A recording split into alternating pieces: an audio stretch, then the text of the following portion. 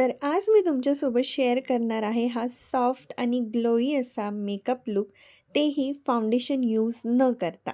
तर कसं? चला बघूया. सगळ्यात आधी मी इथे वेट वाईप्सनी माझा चेहरा क्लीन केला आहे आणि त्यानंतर फेसेस कॅनडाचं हायड्रो टोनर यूज करते आणि त्यानंतर यूज करते फेसेस कॅनडाचं हायड्रो मॉइश्चरायझर. विंटर सीझन चालू आहे, स्किन खूप एक्स्ट्रीम प्रमाणात ड्राय पडते, त्याच्यामुळं हायड्रेशन स्किनला देणं खूप गरजेचं आहे.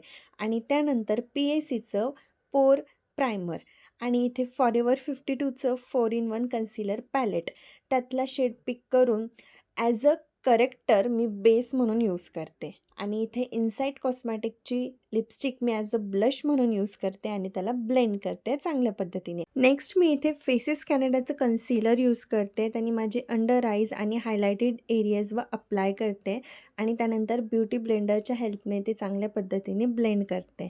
फॉरेवर 52चं कॉम्पॅक्ट पावडर इथे यूज केलेलं आहे आणि त्यानंतर ब्लशसाठी मी इथे फेसेस कॅनडाचं ब्लश यूज केलेलं आहे.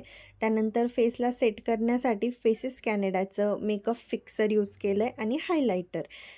तर कसा वाटला तुम्हाला हा मेकअप लूक? खूप इझी आणि अगदी 5 मिनटात करता येईल असा मेकअप लूक आहे. तर अशा आणखी मेकअप लूकसाठी माझ्या चॅनलला सबस्क्राईब करायला विसरू नका.